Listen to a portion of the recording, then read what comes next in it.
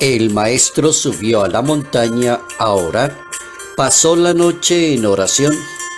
Cuando llegó el día, llamó a los discípulos, escogió a 12 de ellos y los nombró apóstoles: Simón, al que le colocó el nombre de Pedro; Andrés su hermano; Santiago, Juan, Felipe, Bartolomé, Mateo, Tomás, Santiago Alfeo, Simón apodado el Celote, Judas el de Santiago y Judas Iscariote el traidor.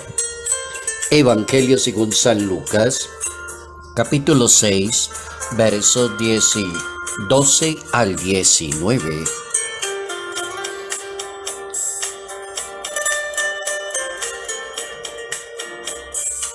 La persona que sabe orar logra hacer la voluntad de Dios. Notas amables a la palabra de Dios, martes 6 de septiembre, año 2022.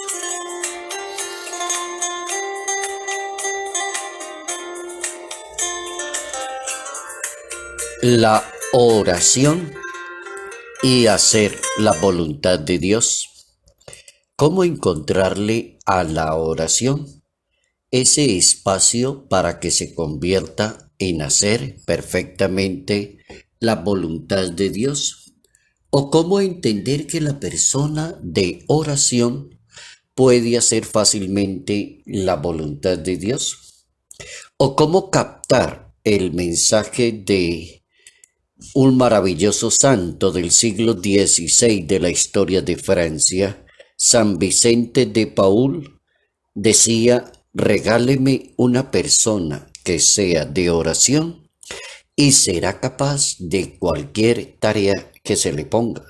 Si es una persona de oración, automáticamente como que uno entiende que esa oración es una verdadera comunicación con Dios. Es el espacio del ser humano en el absoluto silencio para entrar en comunión con Dios. Será tan importante la oración desde ese punto de vista que Jesucristo, el Salvador del mundo, toma las grandes decisiones y lo hace desde la oración. El resultado es que eligió entre la multitud de seguidores a quienes iban a distinguir como apóstoles de Dios en el mundo, y toma esa decisión y la toma desde la oración. A cualquiera se le puede ocurrir como analizar hojas de vida, podría ser una posibilidad, consultarle a otras personas el parecer. A Jesús de Nazaret se le ocurrió, subió a la montaña a orar y pasó toda la noche en oración. Descendió muy de mañana, en la madrugada, escogió a 12 y los nombró apóstoles.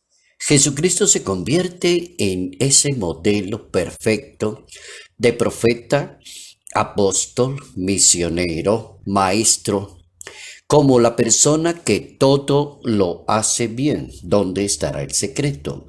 Habla muy bien, lo hace bien, tiene poderes.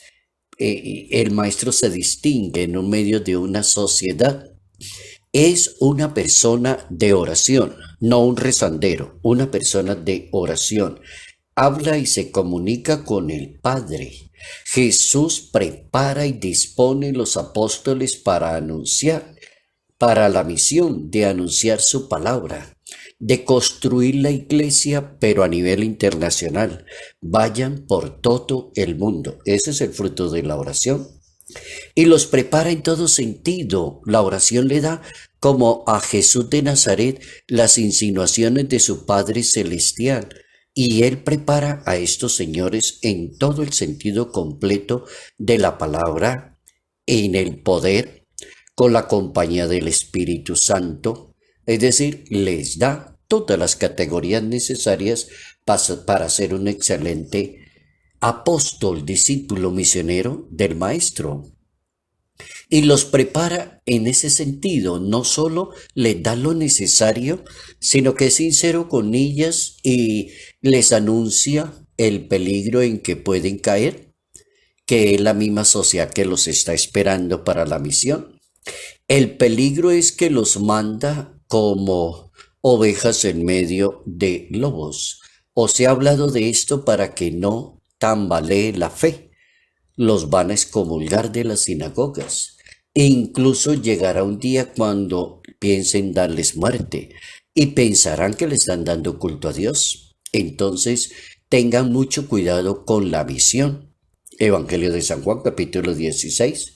Cómo hay dos cosas tan fundamentales, frutos de la oración del Maestro: elegir a sus apóstoles y prevenir los peligros del apostolado, que eso en ningún momento quiere indicar que no haga el apostolado, que no vaya, que no anuncie. Hay que hacerlo. La oración entonces es básica y define la vida de un discípulo, de un apóstol del Señor. La colaboración del ser humano es importante para Dios.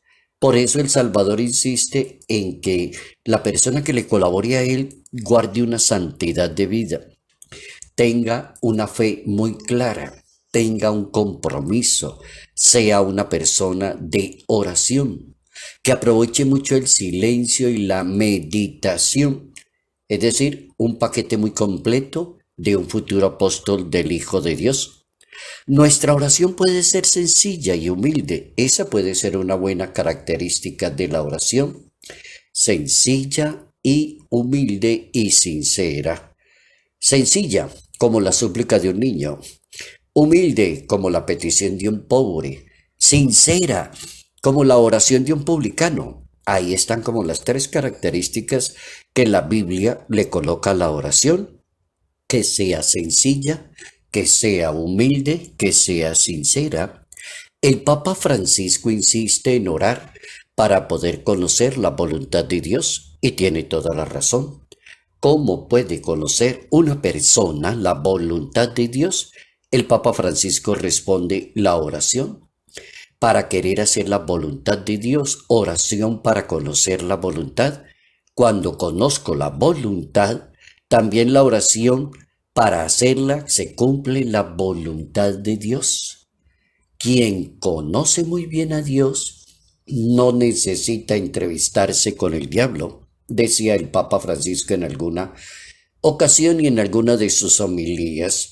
Quien conoce a Dios no necesita entrevistarse con el diablo.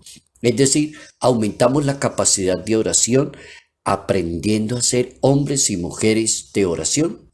La oración hace una persona más sensible, transparente, responsable. Dios siempre está muy cerca de aquellas personas que se comunican con Él. Así también lo deja entender un salmo en la Biblia, que es el Salmo 69.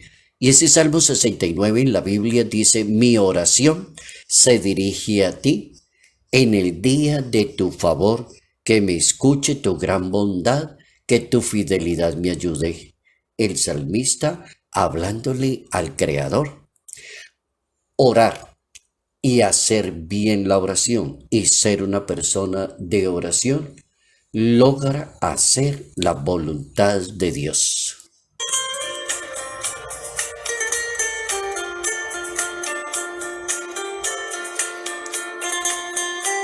Salud, paz y bendición. Bendición en el nombre del Padre, del Hijo y del Espíritu Santo. Padre Jairo Yater Ramírez, Arquidiócesis de Ibagué,